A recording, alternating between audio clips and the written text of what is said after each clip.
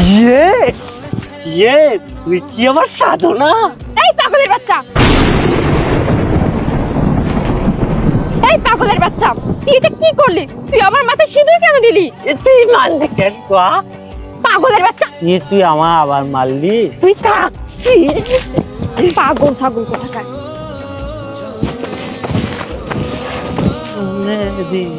আরে এটা আমার সাথে কি হলো? আমাদের ধর্মে তো আছে একবার সিঁদুর পরালে বিয়ে হয়ে যায়, তাহলে তো ও আমার স্বামী।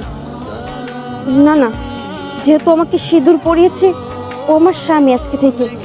ওকে আমি ফেলে যেতে পারবো না, ওকে আমার নিয়ে আসতে হবে। এই ওঠো, ওঠো আমার সাথে ওঠো, ওঠো না। এই শোনো, আরে কই যাচ্ছ তুমি? তুই আমাকে আবার মারবি?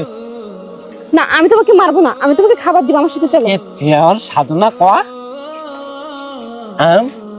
পানি দিবি খেতে? হ্যাঁ, তোমাকে পানি দিব। আসো আসো, দিব, আসো। মারবি না তো আমাকে?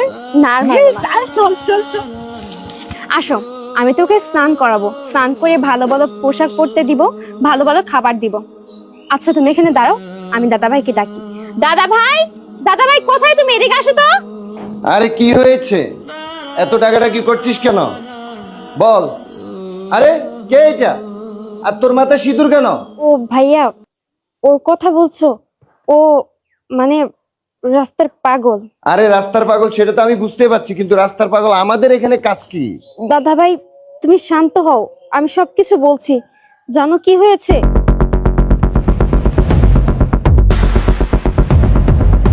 এখন বুঝতে পেরেছো? এই চুপ, একদম চুপ।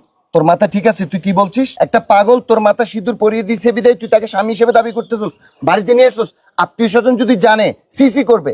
এখনো সময় আছে, আমাদের বাড়ি থেকে বের করে দে, নাহলে আমি ঘাত ধরে বের করে দিব। থামো ভাইয়া, ওর নামে আমার সামনে আর একটা বাজে কথাও বলবে না। তোমরা ওকে না মানলে কিন্তু আমি ওকে আমার স্বামী হিসেবে মানি। আর শোনো একটা কথা, তোমার যেমন এই বাসার যতটুকু অধিকার আছে, আমার সেম ততটুকু অধিকার আছে। আমার বাবা ঠিক তোমাকে যতটুকু সম্পত্তি লিখে দিছে, আমাকেও ততটুকু সম্পত্তি লিখে দিয়েছে। প্রয়োজন হয় আমি আমার সম্পত্তি বিক্রি করে ওকে আমি সুস্থ করে তুলবো। আমি ভেবেছিলাম তুমি হয়তো আমাকে ভালোবাসো, তুমি সবকিছু মেনে নিবে। তুমি যেহেতু মেনে নাওনি, তাতে আমার কিচ্ছু করার নেই। ও আমার স্বামী, ওকে আমি সুস্থ করে তুলবো। এখনো বলতেছি এই পাগলটাকে বের করে দে, না হলে তুই পস্তাবি একদিন। শোনো, তুমি আমার সাথে আসো, আমি তোমাকে স্নান করাবো। তুমি চিন্তা করো না, আমি তোমার পাশে আছি, তোমাকে আমি সুস্থ করে তুলবো। আসো।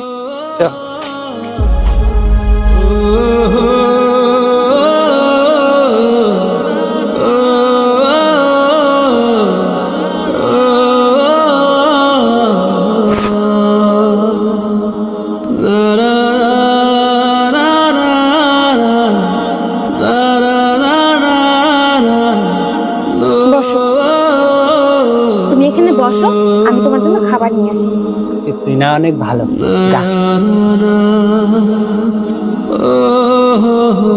আরে তুমি ওখানে উঠছো না, তুমি এখানে চুপচাপ বসো, ভদ্র ছেলের মতো। আর তোমাকে খাইয়ে দিব। হ্যাঁ দে, নাও,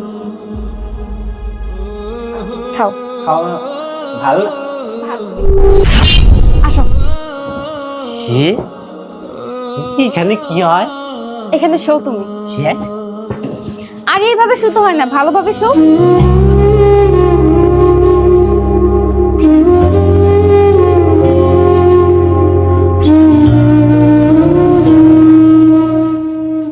ছোটবেলায় মা বাবাকে হারিয়ে ভাইয়ের কাছে মানুষ হয়েছি। ও পাগল হোক বা যাই হোক, ও তো আমার স্বামী। আমি তো আমার স্মৃতির সিঁদুরকে অপমান করতে পারি না। আমার যত কষ্ট হোক না কেন, আমি ওকে সুস্থ করে তুলবো।